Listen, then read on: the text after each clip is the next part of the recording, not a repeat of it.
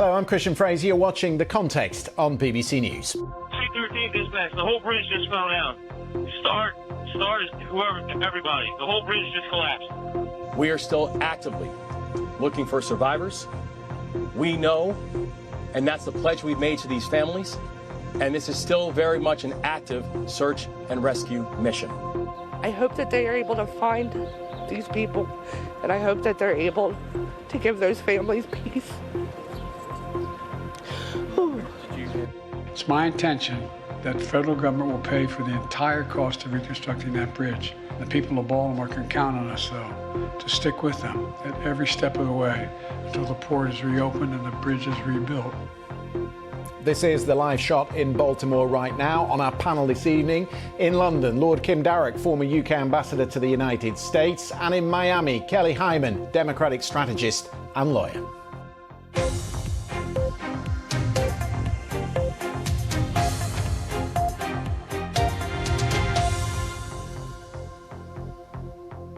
We will get to our panel very shortly. First, let me remind you of the latest BBC News. The US Supreme Court has been hearing oral arguments today on abortion medication, specifically the nationwide availability of mifepristone. The case was brought by the group called the Alliance for Hippocratic Medicine, which is challenging the FDA's 24-year-old decision to approve the drug. The High Court in London says it will allow WikiLeaks founder Julian Assange to appeal his extradition if Washington does not provide certain assurances about his human rights. The court has given the United States until April the 16th to assure them that he would not face the death penalty. Israel recalls its negotiators from mediation talks in Doha after concluding discussions with Hamas are at a dead end. It comes as the United States repeats its concerns that the number of civilian casualties is too high and their opposition to an expanded assault within Rafah.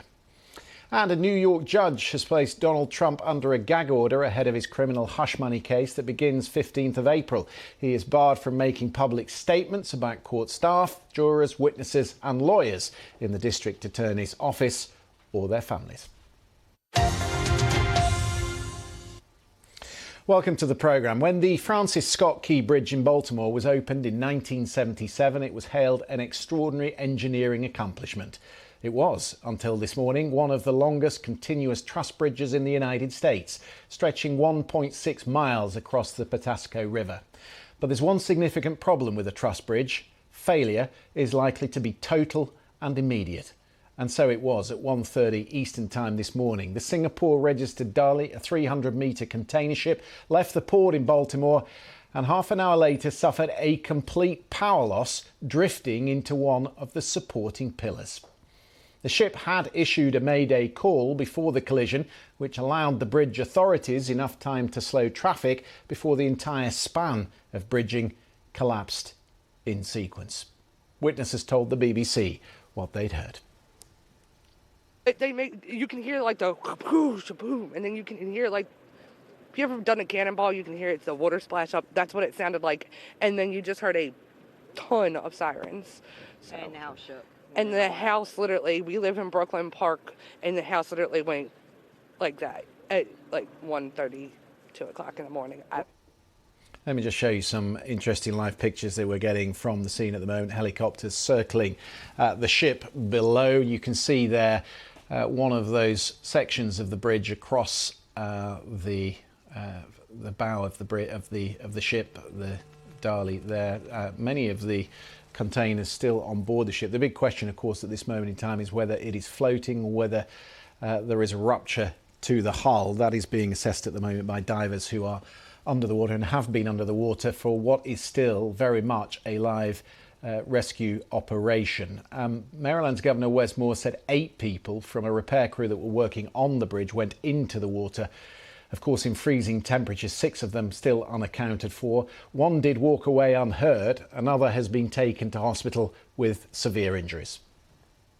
This is very much still a search and rescue mission. We are still actively looking for survivors. We know, and that's the pledge we've made to these families, and this is still very much an active search and rescue mission. And there is not a single resource that we will hold off on deploying. I have already authorized the deployment of everything from air, land, and sea resources to make sure that this search and rescue operation is carried out to its fullest intent.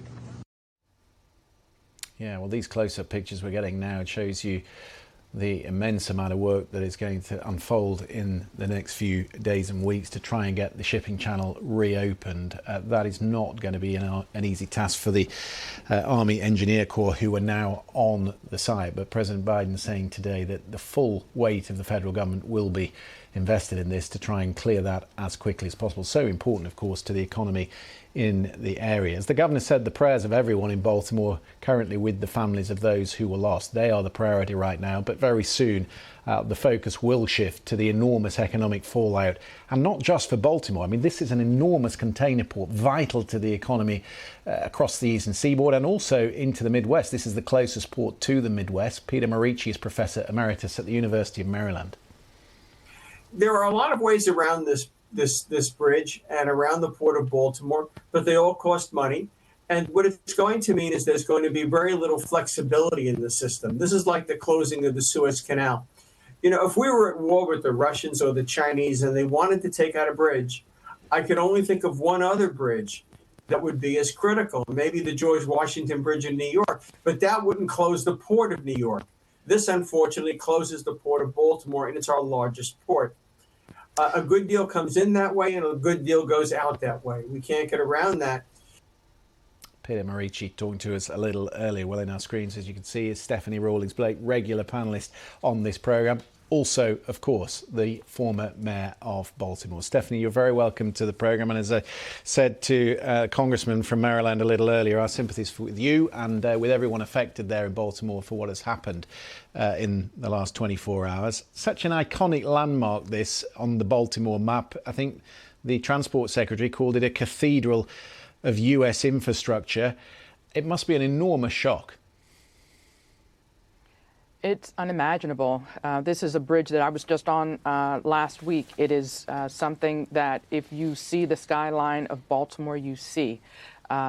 There's nothing more iconic. There's the Domino's sugar sign and the Francis Scott Key Bridge, something that is functional, but also really speaks to the history of Baltimore. It's named after the author of our national, the composer of our national anthem, that was written right near where the bridge where the bridge once stood. So it is a tragic day for the state, for the city, and the families of those 6 families of the individuals that are still missing. Yeah, I don't know what is in the water around the ship, whether that's a boom or whether those are some of the towing ropes to keep it in place. Do you have any information from the people you've spoken to there in Baltimore today, whether that ship can be refloated in good order? I do not have that information. It doesn't seem that the damage has changed the structure, the integrity of the container ship that much. It hasn't moved much in the last 10 or so hours since this incident. So I don't think it's the structure of the container ship that we're concerned as much about as the structure of the remaining bridge and what the Army Corps of Engineers will have to face when they're faced with the short-term task of trying to tackle the debris removal. This port is crucial to the car industry. There's also a very big Amazon warehouse there in Baltimore. It takes in a lot of the imports that are coming in that are dispersed right across America. So one presumes this is going to be an enormous hit to the Baltimore economy first and foremost. It is, and it's. I think we will see in short order the magnitude and the vital critical infrastructure that the Port of Baltimore has for the entire country. As was stated earlier, it's the westernmost port.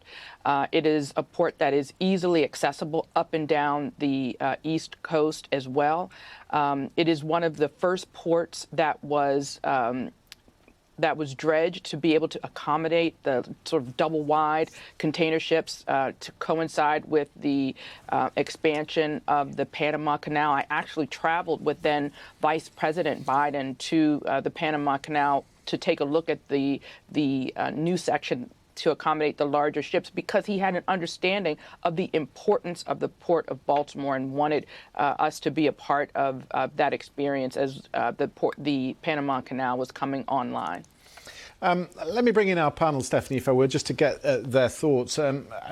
Lord Kindarrick, there's obviously going to be a debate that will start about infrastructure and the defence of infrastructure. One of the guests that we had on the programme a little earlier, who checks out American bridges around the country, was questioning whether there should have been dolphins around the piers of the bridge to deflect shipping.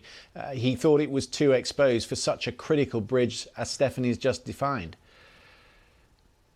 Well, Christian, I mean, there will be a lot of second guessing about what has happened. And I wouldn't be qualified to opine on that. What I would say is this was an extraordinarily unfortunate set of circumstances because the power and the steering on that ship seems to have failed just before it was going through the bridge. The worst possible moment, giving no time for any of the emergency protocols to be put into force to try and avoid what happened. So that is an extraordinary catalogue and coincidence of misfortunes, I would have thought. The only thing you could say on the other side of the ledger is think how bad it would have been if it happened in rush hour. At least it happened at 1:30 in the morning. But there'll be a lot of postmortems about what has happened and whether there are lessons to be learned. I'm sure there will be lessons to be learned. But sometimes just circumstances conspire against you in a way that would be almost impossible to predict. Lord Darrick's right, Kelly. It is an extraordinary set of circumstances that unfolded. What you can say is there was a remarkable reaction from the Transportation Authority there in Baltimore to slow and stop people going onto the bridge, such that, a terrible tragedy for the 8 families involved, but only 8 people going into the water on such a busy bridge. I think there are 35,000 vehicles cross it a day. It's extraordinary. More people weren't hurt. The situation is a tragedy for these people that were on the bridge and working. But yes, to your point, absolutely, that this could have been a lot worse situation, that this is a bridge that has over 30,000 cars going through it, and they acted quickly to make sure that people were safe. But my thoughts and prayers go out to the people that they're searching for, and hopefully can find them soon. And that's the point, Stephanie, that the Governor and the Transport Secretary were making in the last hour, that although we're well into the search and rescue operation, it remains that it is not a recovery operation at this stage. The divers still searching for anyone that might still be alive. I know that that's what they're calling it. I would like to pray for a miracle, but scientifically, I think it would be hard at this point to give hope to those families whose loved ones have been in the water for twice as long as science says it would be possible for them to be alive. So our prayers are with them because it is a horrible, horrible situation. I have been in a situation where you are called to comfort families in their time of tragedy, and it is one of the most daunting responsibilities as an elected official at that level. So my prayers are with the governor, with the mayor, with the entire congressional delegation that's all circling those families and holding them up in this horrible, horrible time. Indeed so. Stephanie, it's good of you to come on the programme tonight. Thank you very much indeed for your time. Stephanie Rawlings-Blake there speaking about the situation in Baltimore. I'm going to turn to events here in London today, where the High Court said it will allow WikiLeaks founder Julian Assange to appeal his extradition if the United States does not provide certain assurances about his human rights. Assange has been fighting extradition now for over a decade. Prosecutors say he is responsible for one of the largest classified intelligence leaks in American history. The court has given the US until April 16th to offer assurances over Assange's First Amendment rights and that he would not face the death penalty if he is extradited. Assange's wife, Stella, gave this reaction after the judgment. Today's decision is astounding. The courts recognize that Julian is exposed to a flagrant denial of his freedom of expression rights that he is being discriminated against on the basis of his nationality, an Australian, and that he remains exposed to the death penalty. And yet, what the courts have done have been to invite a political intervention from the United States to send a letter saying it's all okay. I find this astounding.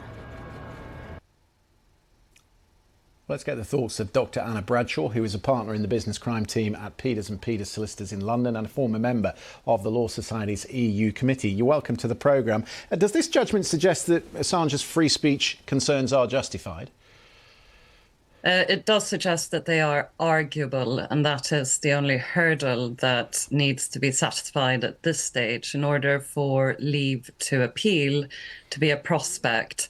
Now, it's conditional on the US authorities giving further assurances. The US authorities have given a number of assurances in the past, but what they have specifically been asked to provide this time around are assurances that Mr. Assange would be provided with the same constitutional protections, including freedom of speech, as a US citizen would be provided. But they are saying in this judgment that if those assurances are forthcoming, then he will be extradited, will he? No, not quite. They are saying that if those assurances are provided, then there will be a further round of arguments in the sense that both Mr. Assange and the US authorities will be provided with a further opportunity to submit their thoughts on the assurances that have been provided. And once those further submissions have been received, then there will be a hearing on the 20th of May in 55 days' time to air any concerns that have been raised at that stage about the assurances provided. The Wall Street Journal has reported that there is consideration in the United States of a plea deal that would allow him to confess to a misdemeanor. He would then avoid extradition. His 5 years in Belmarsh would be counted as time served, and presumably he would be free to go. Have you heard those reports, and does that make any sense to you in mind of what the American authorities are currently pursuing in the High Court?